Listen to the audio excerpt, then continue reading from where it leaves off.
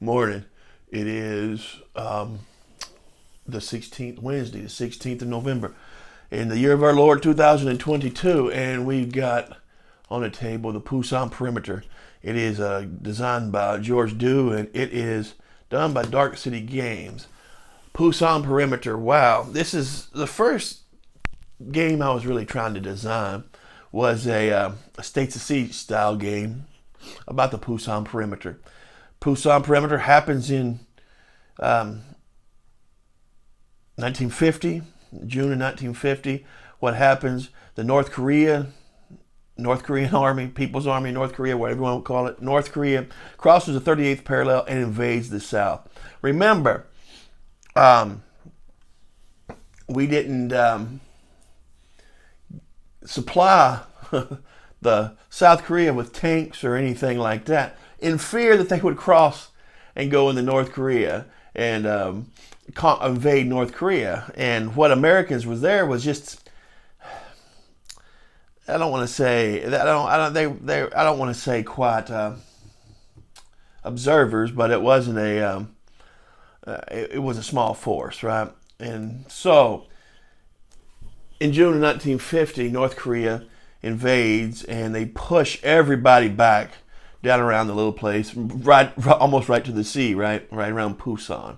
And there's a holding on in Pusan while Truman decides to make a decision to go to war. And of course, they're relieved at the Incheon landing, really, where it pushes everything back up north, and everything goes, and so all the battle goes north, and all the way up to the Yalu River, where the Chinese get involved, and they get involved with, Chinese was sending people in three waves. The first wave would have rifles. Second wave would have no rifles, just picking up from the dead or the wounded of the first wave. And the third wave was NCOs and officers with burp guns, making sure everybody was going into battle. And that pushed everybody down. That pushed it back down to right through the Battle of Chosin Reservoir, which, if you don't understand the Battle of Chosin Reservoir, it's really those Marines and really earned their keep at Chosin Reservoir, and pushes back down, and then peace talks will eventually happen, and it will be where we are. Where were the peace talks? Was it Panmunjom? But yeah, that's it.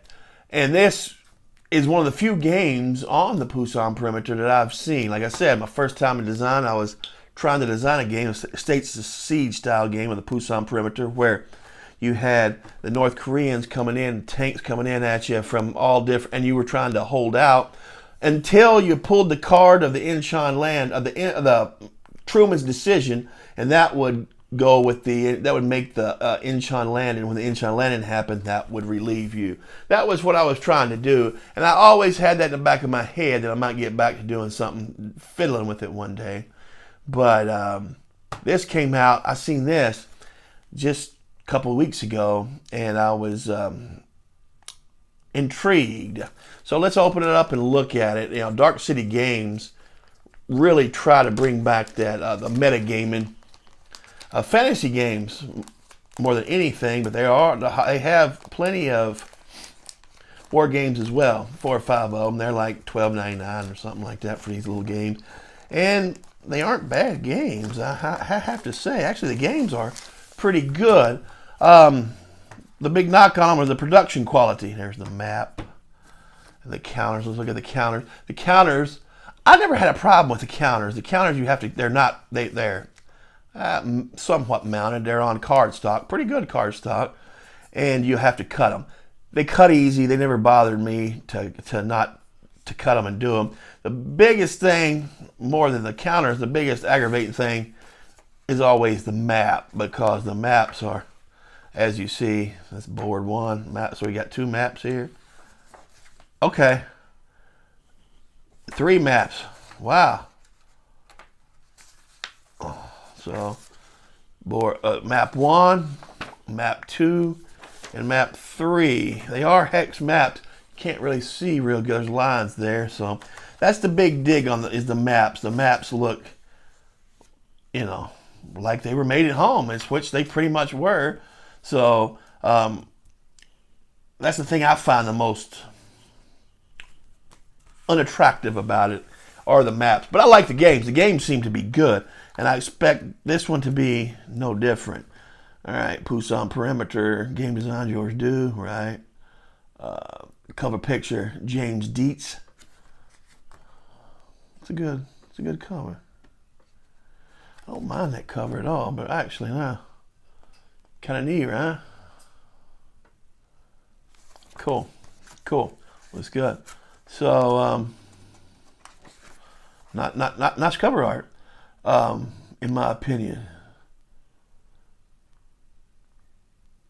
All right, the Ranger Regiment at Fort Benning, Hunter Army Airfield, Fort Lewis. Okay, Board and Pieces George Do, playtesters Phoenix Do and Xavier Do. Very well having the playtesters in there. Those playtesters are some of the. Let's look at the introduction. Combat boots, simulations, modern small unit combat. In combat boots, each player controls infantry, artillery, tanks, and aircraft. Yeah. Very well. Cool.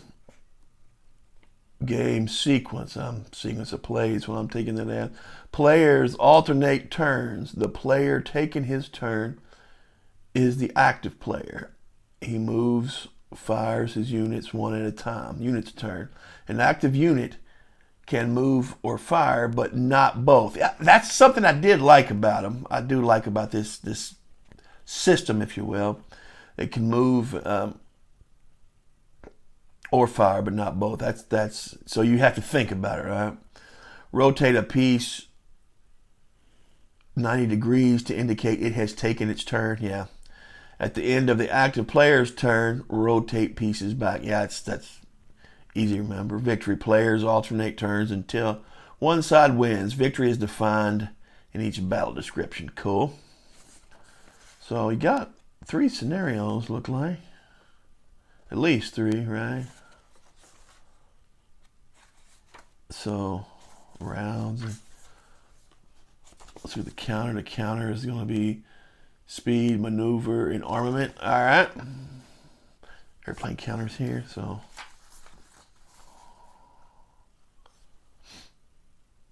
Okay. Yeah, they're functional. Just gotta cut them. That's the only thing that I don't like about them. You know, if you could up the production quality, and it would be, and I would pay more. I'll be honest, I would. But I still get them. They're just neat little games. They're fun games. Usually. Let's read the introduction. Introduction. June 25th, 1950. Okay, so 25th. Cool. Korea's People's Army troops pour across the 38th parallel. Soviet tanks lead the assault, getting support with heavy weapons and equipment. Well trained and organized, the KPA moves with a purpose. The Army of the Republic of Korea, on the other hand, lacks heavy weapons and tanks. Yeah. The U.S. has deliberately refused tanks and heavy artillery to the Republic of South Korea, let's call them, to keep it from invading the North. Isn't that just a kicker? Ain't that always how it go? Boy.